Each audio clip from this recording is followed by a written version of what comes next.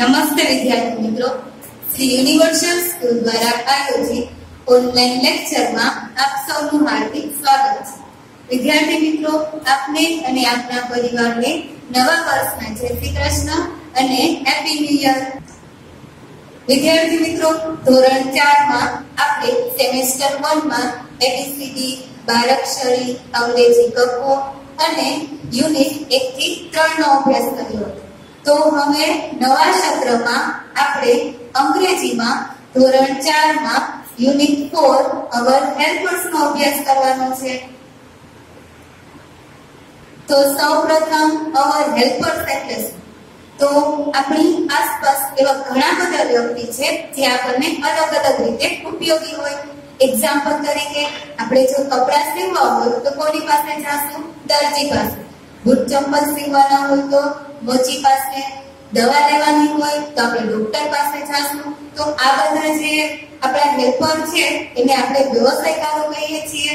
તો જે ધોરણ 4 નો યુનિટ 4 અવર હેલ્પર છે એમાં પણ આવે આપણે આવા અલગ-અલગ વ્યવસાયકારો વિશે અભ્યાસ કરવાનો છે। તો આપણે આ પાઠમાં ભણવાની શરૂઆત એક્ટિવિટી 1 માં એક તમને પોયમ આપેલી છે। ए जे पोयम छे ए मैं तमारी सामे बोर्ड पर आखी लखेली छे। तो एक वखत आ पोयम नु आपणे सरस वांचन करिए। तो I am a tailor making clothes, stitch stitch stitch my machine goes. I am a cobbler mending shoes, rat tat tat it's just like a new। I am a teacher teaching my class, listen, sing and do, let us learn। I am a potter baking pots and mold bed color ready for your use। I am a traffic police, I stand just so, letting traffic to move and helping people to do। तो હવે આપણે આ poem ને સમજીએ। તો I am a tailor making clothes। તો I એટલે શું થશે? હું। M એટલે છું। a tailor, tailor એટલે દરજી। તો જે એક માણસ છે એ શું કહે છે? I am a tailor એટલે કે હું એક દરજી છું। making clothes, मेकिंग એટલે બનાવવા અને ક્લોથ્સ એટલે કપડા। તો મેકિંગ ક્લોથ્સ એટલે હું કપડા બનાવું છું, બરાબર? એટલે કે એ કપડાની સિલાઈ કરીને કમ્પ્લીટ કરે છે। Stitch stitch stitch my machine goes. Stitch એટલે શું થશે? સીવવું। આપણે જે સિલાઈ કહીએ એને અંગ્રેજીમાં સ્ટીચ કહેવાય। माय मशीन गोes, गो એટલે જાય છે। મારું જે મશીન છે એ કપડાને સિલાઈ મારતું આગળ વધે છે। ફરીથી એક વખત I am a tailor making clothes, stitch stitch stitch my machine goes। હું એક દરજી છું અને કપડા બનાવું છું। હું કપડાનું મારું જે મશીન છે એ કપડાની સિલાઈ મારતા આગળ વધે છે। I am a cobbler mending shoes। હવે I એટલે હું, M એટલે છું, a cobbler। તો અહીંયા બીજા કયા વ્યવસાયકારની વાત થઈ છે? તો કે cobbler। cobbler એટલે કોણ? મોચી। અને જે મોચી છે એ શું કામ કરે? તો કે જે આપણા બૂટ ચપ્પલ હોય એ તૂટી ગયા હોય તો એને સાંભળીને વ્યવસ્થિત કરી દે। તો I am a cobbler, હું એક મોચી છું। mending shoes, mending એટલે સમૂહ કરવું। एंड शूज એટલે આપડા જે બૂટ ચંપલ હોય એને આપણે શૂઝ કહીએ। તો કે જે બૂટ ચંપલ છે એને સાંધીને હું સમા કરી દઉં છું। red tat tat it's just like a new। red tat tat એટલે શું થશે? તો કે દોરા વડે જે સિલાઈ મારે છે ને એને red tat કહેવાય, બરાબર? હવે સિલાઈ મારીને શું કરે છે? તો કે it's just like a new। આપડા ચંપલને एकदम सरस न्यू એટલે નવા જેવા બનાવી દે છે. કોઈનું બૂટ તૂટી ગયું હોય અથવા ચંપલ તૂટી ગયું હોય તેને સરસ મજાની સિલાઈ મારીને નવા જેવા બનાવી દે છે. તો I am a cobbler making shoes red cat cat it's just like a new. હું એક દરજી છું અને પગરખાસામાં કરું છું. તમારા તૂટેલા બૂટ ચંપલને સાંધીને નવા જેવા બનાવી દઉં છું. I am a teacher teaching my class. હવે I એટલે હું, am એટલે છું, a teacher. ટીચર એટલે કોણ થાય? શિક્ષક. હું એક શિક્ષક છું એટલે કે I am a teacher teaching my class. હવે જે અહીંયા ટીચિંગ આપેલું છે, ટીચિંગ એટલે શું થાય? ભણાવવું. My class એટલે મારો વર્ગખંડ. તો ટીચિંગ માય ક્લાસ, હું મારા વર્ગખંડને ભણાવું છું. Listen, sing and do, let's us learn. Listen એટલે સાંભળવું, sing એટલે ગાવું,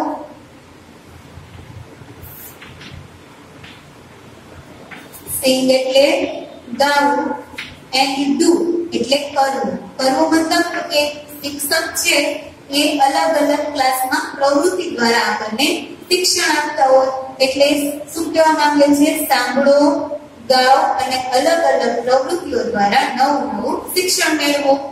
લેટ્સ અસ લર્ન. એવી રીતે આપણે નવું શિક્ષણ મેળવવાનું છે. લર્ન એટલે શીખવું. તો I am a teacher teaching my class. Listen, sing and do, let's us learn. હું એક શિક્ષક છું. હું મારા વર્ગખંડને ભણાવું છું, ગીતો ગવડાવું છું. એ બધા શાંતિથી સાંભળે છે અને અલગ અલગ પ્રવૃત્તિઓ દ્વારા એ નવું શિક્ષણ મેળવે છે એટલે કે નવી નવી વસ્તુઓનું જ્ઞાન મેળવે છે. I am a potter baking pots. હવે I am a potter. Potter એટલે કોણ? તો કે જે માટલા બનાવતો હોય તે વ્યક્તિ કુંભાર. બરાબર? તો I am a potter, હું એક કુંભાર છું. બેકિંગ પોટ્સ, બેકિંગ એટલે ભઠ્ઠી. હવે તમને ખબર છે જે કુંભાર હોય તે માટલા બનાવી દે પછી એને ભઠ્ઠીમાં તપાવે છે. શા માટે? કારણ કે વ્યવસ્થિત પાકું માટલું બની જાય એટલા માટે. તો ભઠ્ઠીમાં જે બનાવવું એને શું કહેવાય? બેકિંગ. અને પોટ્સ એટલે માટલું.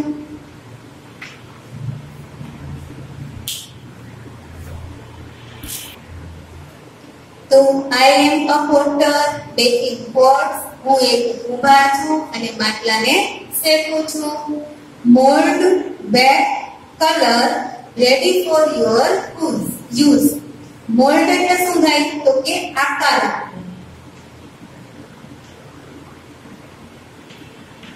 હવે જે માટલું હોય એ માટલાને બનાવવા માટે એ માટીનો ઉપયોગ કરે છે. માટીમાંથી વ્યવસ્થિત આકારનું જે માટલું બનાવવું, એ માટલાને આકાર આપવો, એને અંગ્રેજીમાં મોલ્ડ કહેવાય. બરાબર? બેક.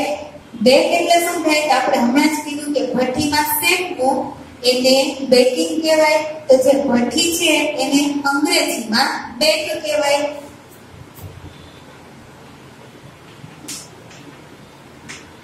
And colour. કલર એટલે તમને ખબર જ છે, માટલું બની ગયા પછી એને સુંદર બનાવવા માટે એમાં કલર દ્વારા અલગ અલગ ડિઝાઇનો બનાવે છે. એન્ડ રેડી એટલે તૈયાર. ત્યાર પછી ફોર એટલે માટે. યોર યુઝ એટલે તમારા ઉપયોગ.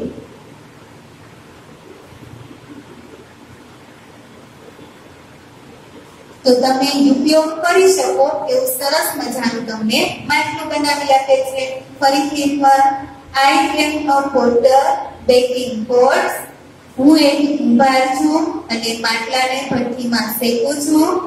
Mould, bake, colour, ready for your use. માટલાને આકાર આપું છું, એને ભઠ્ઠીમાં શેકું છું, પછી એમાં કલર કરું છું જેથી તમે તેનો સારી રીતે ઉપયોગ કરી શકો. I am a traffic police. I stand just so. I am a traffic police. હવે જે ટ્રાફિક પોલીસ છે એનું કામ શું છે તો કે ચાર રસ્તા હોય ત્યાં ઊભા રહીને વાહન વ્યવહારનું ધ્યાન રાખે કે જેથી એક પ્રકારનો પ્રોબ્લેમ ન થાય અને એક્સિડન્ટ ન થાય. I stand just so. I એટલે હું, stand એટલે ઊભા રહેવું, just so એટલે મારી જે ડ્યુટી છે તે. હું ચોકમાં અથવા ગમે તે જગ્યાએ જ્યાં એની ડ્યુટી આપેલી હોય ત્યાં ઊભા રહીને વાહન વ્યવહારનું ધ્યાન રાખું છું. લેટિંગ ટ્રાફિક ટુ મૂવ, જે વાહન વ્યવહાર છે એનું ધ્યાન રાખવા માટે જે અલગ અલગ રૂલ્સ બનાવેલા છે એ વાહન વ્યવહાર એ રૂલ્સ ને ફોલો કરે છે કે નહીં એ દરેક બાબતોનું ધ્યાન રાખું છું. હેલ્પિંગ પીપલ ટુ ડુ, અને આ બધી જ ક્રિયાઓ દ્વારા જે પીપલ એટલે કે લોકો છે એને હું મદદ કરું છું. તો I am a traffic police. I stand just so. Letting traffic to move, helping people to do. હું એક ટ્રાફિક પોલીસ છું. હું ફક્ત ઊભા રહેવાનું કામ નથી કરતો, પણ જે ટ્રાફિકના નિયમો અનુસાર વાહન વ્યવહાર ચાલે તે માટે લોકોને મદદ કરું છું. હવે ફરીથી એક વખત આપણે જે પોયમ શીખ્યા એનું વાંચન કરીએ અને એક વખત પાછું ગુજરાતીમાં એનું અનુવાદ. તો ચાલો સ્ટાર્ટ કરીએ. I am a tailor making clothes. Stitch, stitch, stitch. My machine goes. હું એક દરજી છું અને કપડા બનાવું છું. કપડા બનાવવા માટે હું મારા મશીનમાં સિલાઈ કરું છું. ત્યાર પછી I am a cobbler mending shoes. Rat tat tat, it's just like a new. હું એક મોચી છું અને તમારા બૂટ ચંપલને સમા કરું છું. એમાં સિલાઈ મારીને તેને સરસ નવા જેવા બનાવી દઉં છું.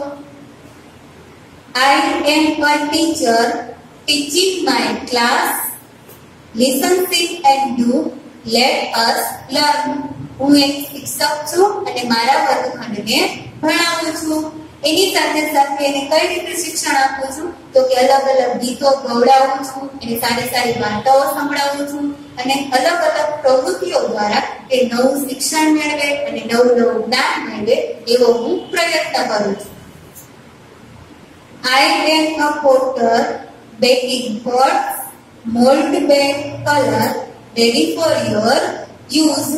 હું એક કુંભાર છું અને માટલા છે એને ભઠ્ઠીમાં શેકું છું. માટલા તૈયાર કરવા માટે શું કરે છે તો કે માટીમાંથી પેલા માટલાનો આકાર આપે છે એટલે કે મોલ્ડ કરે છે. પછી એને ભઠ્ઠીમાં શેકે છે એટલે કે બેક કરે છે. ભઠ્ઠીમાં શેકવું એને અંગ્રેજીમાં બેક કહેવાય.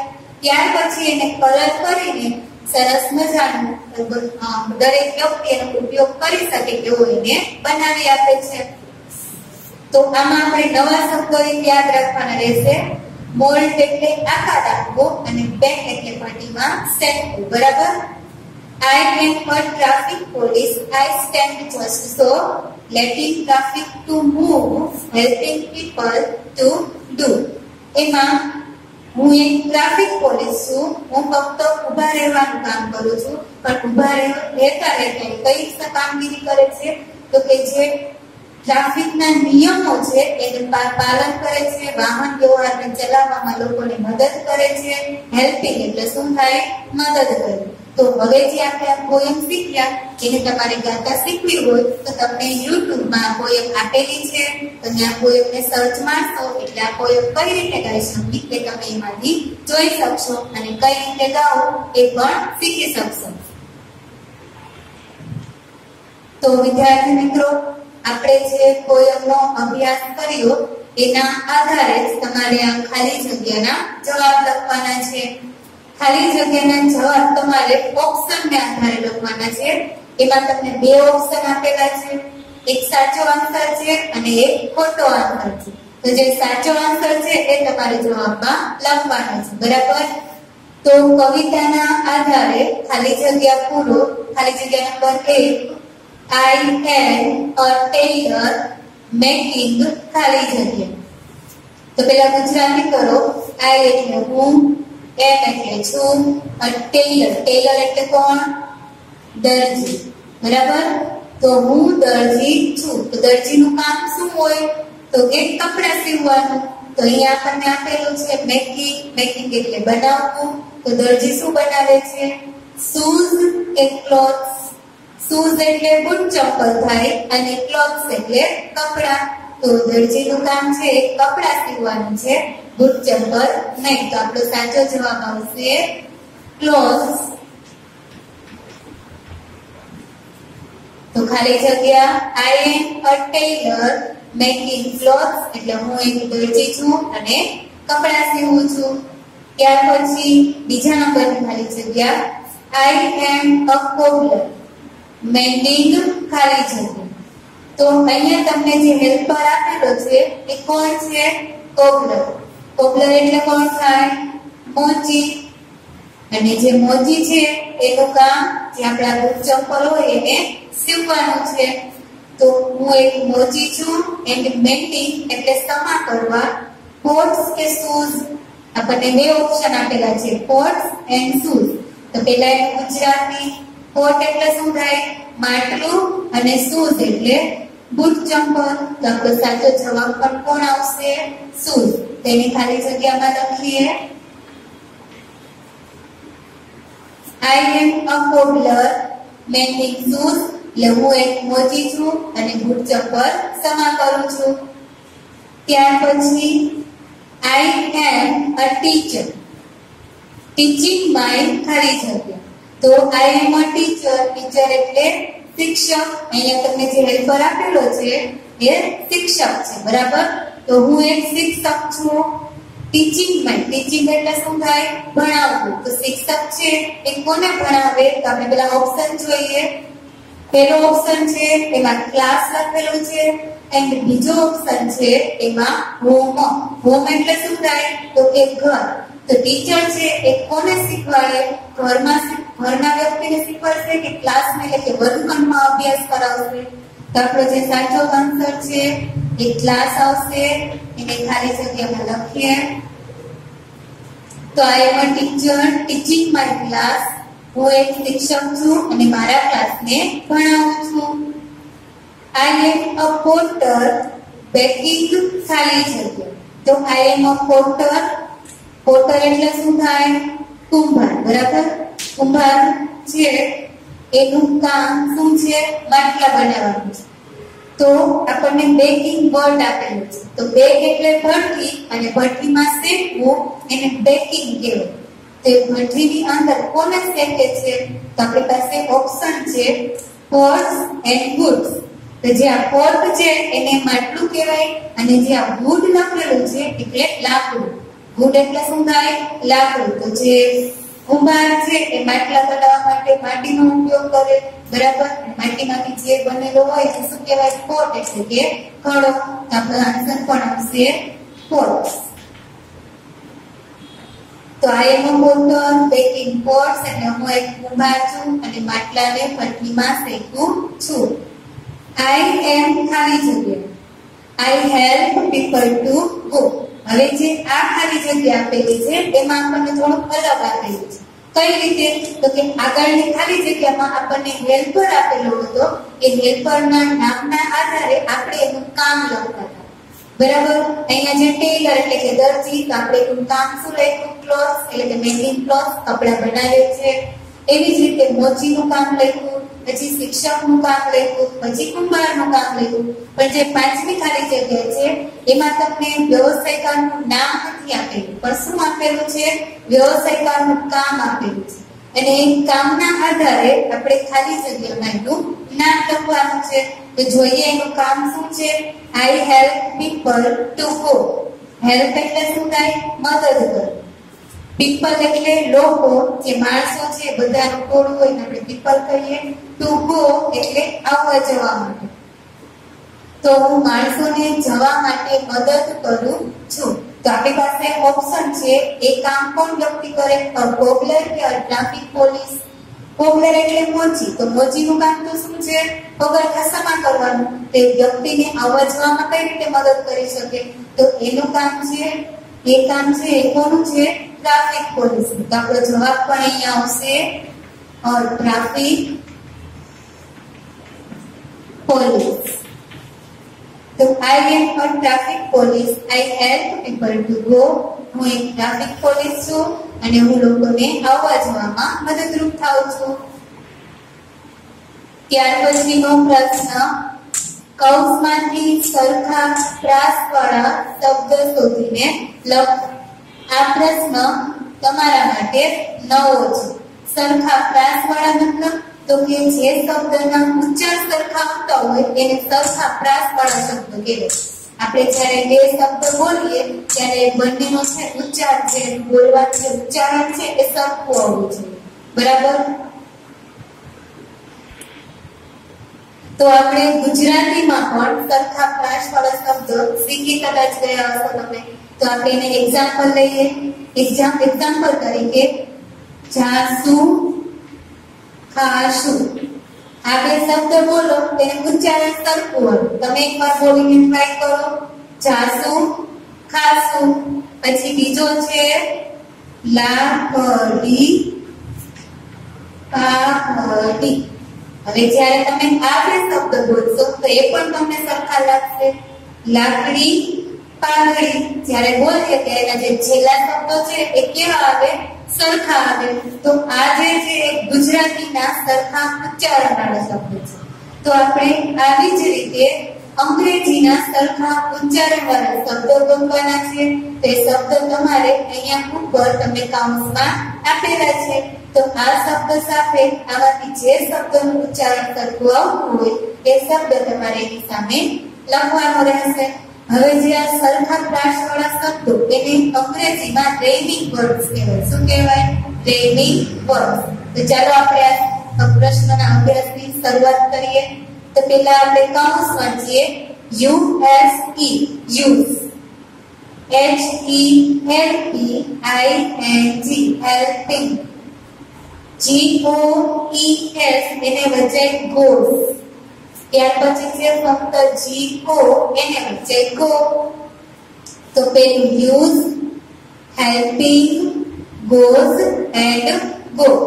તો હવે આપણને પ્રશ્નમાં પહેલો શબ્દ આપેલું છે ક્લોથ્સ.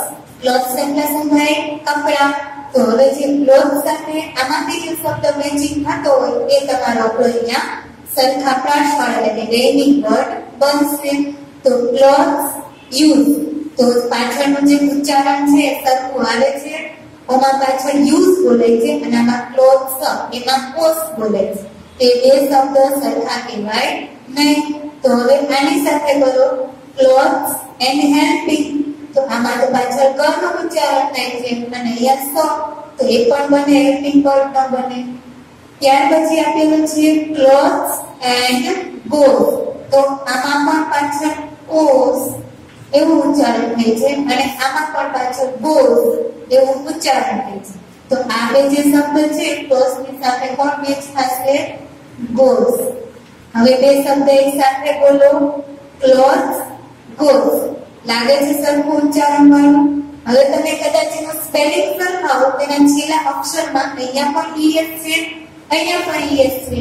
તો જેના પાછળના અક્ષર સરખા આવતા હોય એવા શબ્દ પણ રેમિંગ વર્ડ બને. કારણ કે જો પાછળના શબ્દ સરખા આવે તો જ એના ઉચ્ચાર સરખા આવે અને તો જ એ રેમિંગ વર્ડ બને. તો તમે જ્યારે તમે પ્રાસવાળા શબ્દ બોલતો છો ત્યારે પાછળના શબ્દ પણ સરખા હોવા જોઈએ પ્લસ એનું ઉચ્ચારણ પણ સરખું હોવું જોઈએ. ત્યાર પછી છે SO સો. એમાં પાછળ કો બોલાતો હોય એવું ઉચ્ચારણ આવે છે. બરાબર? તો સો યુઝ નહીં ચાલે. સો હેલ્પિંગ એ પણ નહીં ચાલે. સો ગો એ આવશે યસ. બંનેમાં પાછળ કો પણ છે અને એનું ઉચ્ચારણ પણ સરખું. તો સો ની સાથે ગો, સો ગો. આમાં છેલ્લે ઓ આવેલો છે, આમાં પણ છેલ્લે ઓ આવેલો છે. બરાબર? ત્યાર પછી છે શૂઝ. આપણે જ્યારે શબ્દ બોલે છે ને ત્યારે શૂઝ બોલે છે. જો પાછળ યુઝ બોલાતો હોય એવો શબ્દ આપણને લાગે છે. બરાબર? તો અહીંયા જો શૂઝ, યુઝ. આપણે જ્યારે આ શબ્દ બોલશું ત્યારે પાછળ આપણને જ સંભળાશે. પણ તમને એવું થશે ટીચર તમે હમણાં એવું કીધું કે પાછળના શબ્દ સરખા થવા જોઈએ તો જે રેમિંગ વર્ડ બને. પણ રેમિંગ વર્ડ છે એની પહેલી શરત શું છે કે એનું ઉચ્ચારણ સેમ આવવું જોઈએ. તો અમુક શબ્દ એવા હોય કે આપણે જ્યારે બોલીએ તેનો ઉચ્ચાર સરખો આવતો પણ એના સ્પેલિંગ અલગ અલગ હોય, તો એવા શબ્દ પણ રેઇમિંગ વર્ડ બને. તો અહીંયા શૂઝ છે તો એની સાથે કયો મેચ થશે? યુઝ. બેના જેવું સ્પેલિંગ અલગ અલગ છે પણ જ્યારે આપણે બોલીએ છીએ તો એનું ઉચ્ચારણ કેવું આવે છે? સરખું આવે છે. તો ઉચ્ચારણ સરખું આવે એટલે એને આપણે રેઇમિંગ વર્ડ કહી શકીએ. તો શૂઝ, યુઝ. ત્યાર પછી છે લેટિંગ. હવે આપણી પાસે યુઝ પણ આવી ગયો, ગોઝ પણ લઈ લીધો અને ગો પણ લઈ લીધો, બાકી કોણ રહ્યું? હેલ્પિંગ. તો લેટિંગ એન્ડ હેલ્પિંગ. તો જો આ શબ્દમાં અહીંયા પણ પાછળ આઈએનજી છે, અહીંયા પણ પાછળ આઈએનજી છે એટલે બેના શબ્દ પણ સરખા અને ઉચ્ચારણ પણ સરખું. આ ત્રીજા નંબરનો એક જ પ્રશ્ન એવો છે કે એનો ઉચ્ચાર સરખો છે પણ સ્પેલિંગ સરખા નથી, છતાં પણ કેવો શબ્દ બન્યો છે? રેઇમિંગ વર્ડ. બરાબર.